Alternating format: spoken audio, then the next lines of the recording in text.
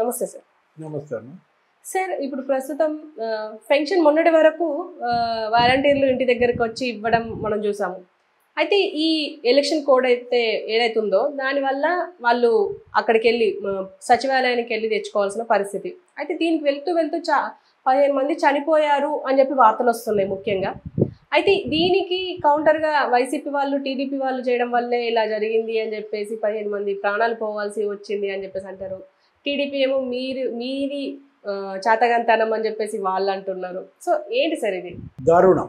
ఎందుకంటే ఎన్నికల ముందు పింఛన్ల పంపిణీని ఈ విధంగా రాజకీయం చేయడం, వాలంటీర్లను అడ్డం పెట్టుకుని ఇక్కడ రాజకీయ పార్టీలను సాధించాలనుకోవడం, నేరుగా కేంద్ర ఎన్నికల సంఘం ఆదేశాలనే ధిక్కరించడం, ఇదంతా కూడా ఏంటంటే ఒక పెడధోరణి, వక్ర బుద్ధి. కేంద్ర ఎన్నికల సంఘం ఏం చెప్పింది? పెన్షన్లు ఆపమందా, వాలంటీర్లను ఆపమందా? వాలంటీర్లను ఆపమంది, పెన్షన్లను ఆపమనలేదు. వాలంటీర్ల ద్వారా పెన్షన్ల పంపిణీ ఆపండి, మీరు ప్రభుత్వ ఉద్యోగుల ద్వారా పెన్షన్లు పంపిణీ చేయమని. ఇప్పుడు ఎంతమంది ప్రభుత్వ ఉద్యోగులు ఉన్నారు? 1,35,000 మంది ఆ సచివాలయ ఉద్యోగులే ఉన్నారంట. వాడు ఒక్కొక్కడు పంపిణీ చేస్తే 3 రోజుల్లో పనిచేయచ్చు అంట.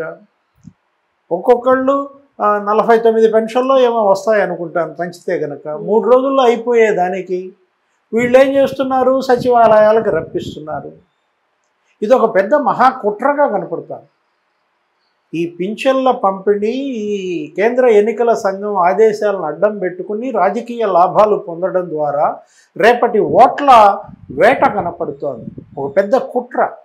వివేకానంద రెడ్డి హత్య కేసు మహాకుట్ర అన్నారు, గ్రేటర్ కాన్స్పిరసీ అంది సిబిఐ. అదెంత మహాకుట్ర మనకు తెలియదు, కానీ దాన్ని మించిన మహాకుట్ర ఈ పింఛన్ల పంపిణీలో జరుగుతుంది అన్నమాట. ఇప్పుడు ఇవాళ మంచాలు వేసుకొచ్చారు, వీళ్ళందరినీ మంచాల మీద పడుకోబెట్టారు, మోసుకెళ్ళారు ఎక్కడికి? సచివాలయాలకి. వీడియోలు తీశారు, సోషల్ మీడియాలో వాటిని వైరల్ చేశారు. అసలు ఈ మంచాలు తెచ్చింది ఎవరు? వాళ్ళని మంచాల మీద పండబెట్టింది ఎవరు? వీడియోలు తీసింది ఎవరు? వాళ్ళ మీద పోస్ట్ చేసింది ఎవరు? వాళ్ళ మీద కేసులు పెట్టారు. ఇప్పుడు ఆ మంచం మీద పడుకుని అడిగి తెలీదా? వాడు పోతూ ఏం ఆలోచించుకుంటాడు? ఎందుకు తెచ్చాడు వీడి మంచం?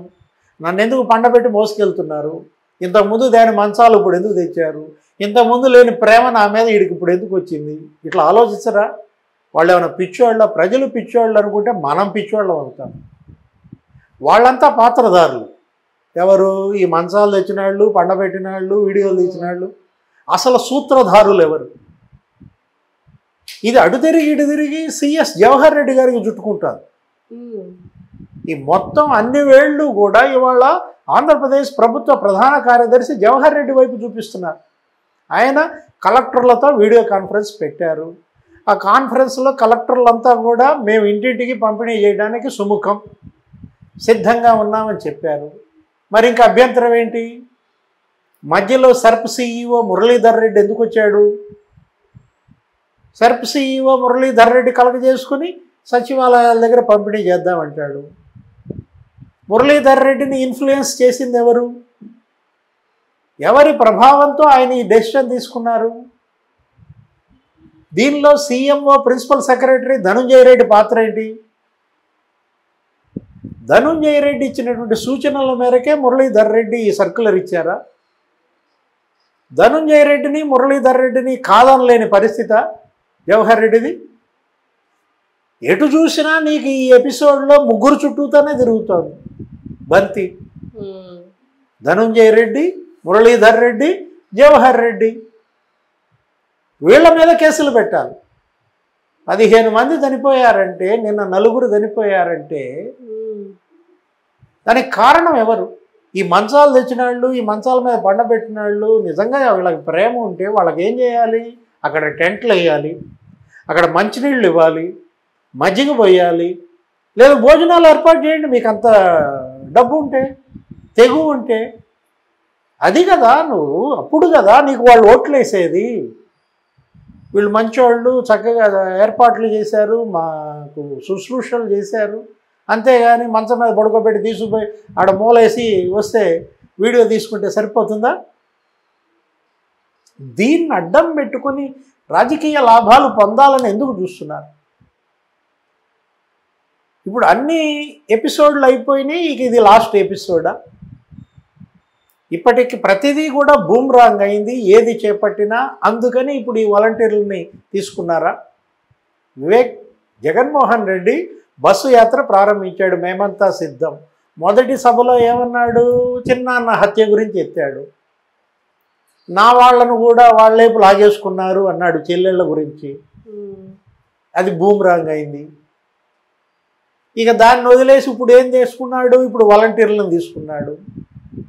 వాలంటీర్లని తీసేయమన్నాడు చంద్రబాబు. ఇప్పుడు ముసలాళ్ళు వాళ్ళ ఇబ్బంది పడుతున్నారు, ముసలాళ్ళ మీద చంద్రబాబుకి కక్ష అని చంద్రబాబుని బూచిగా చూపించి ఓట్లు దండుకోవాలన్న తాపత్రయం.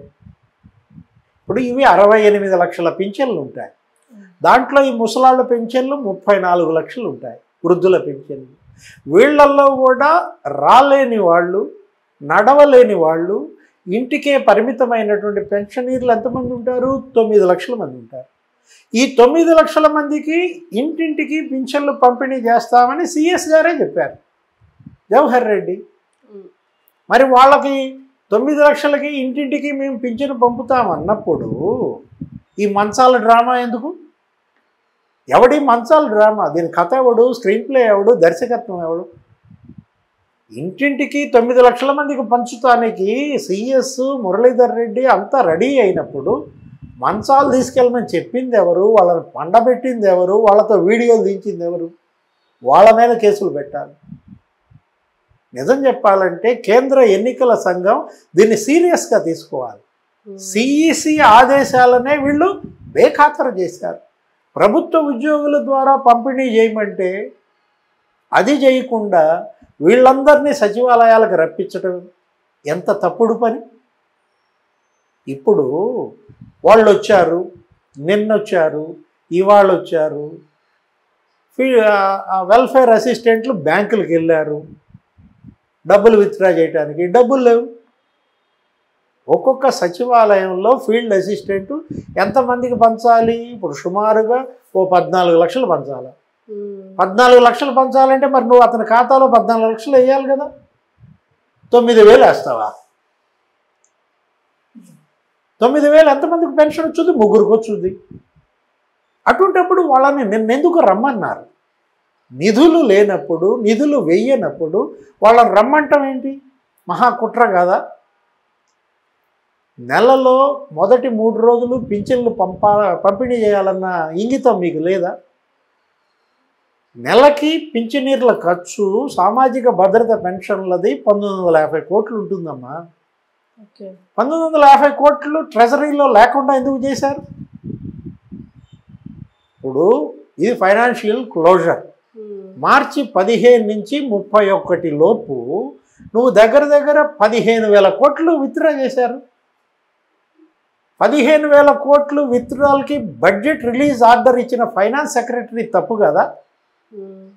మహాకుట్ర. ఒక 30వ తారీఖు 6,000 కోట్లు విత్డ్రా చేశారు, 31 1,200 కోట్లు విత్డ్రా చేశారు. అంటే లాస్ట్ 2 days 30, 31 7,200 కోట్లు విత్డ్రా చేశారు. అంటే ఏంటి? మీరు ఎంత విత్డ్రా చేసినా, మీరు ఎన్ని కిక్ బ్యాక్స్ కోసం మీ కాంట్రాక్టర్లకి మీరు 15,000 కోట్లు దోచిపెట్టినా నువ్వు చేయాల్సిందేంటి? ఈ 1950 కోట్లు పింఛనీర్లకు ఇవ్వాల్సింది రిజర్వ్లో పెట్టాలి కదా. అది పెట్టి కదా నువ్వు మిగతా ఇచ్చుకోవాలి. ఇక్కడ కుట్ర కోణం అదే. 15 రోజుల్లో 15,000 కోట్లు విత్డ్రా చేయటం కుట్ర. ఇంటింటికి పంపిణీ చేయండి ప్రభుత్వ ఉద్యోగులతో అని కేంద్ర ఎన్నికల సంఘం చెబితే ముసలాళ్ళందరినీ సచివాలయాలకు రప్పించడం కుట్ర. ఈ మంచాల కుట్ర, ఈ వీడియోలు తీయటం ఒక కుట్ర, వైరల్ చేయటం కుట్ర, మహాకుట్ర అన్నది. అందుకే దీనికి సమాధానం చెప్పాల్సింది కూడా ప్రజలే.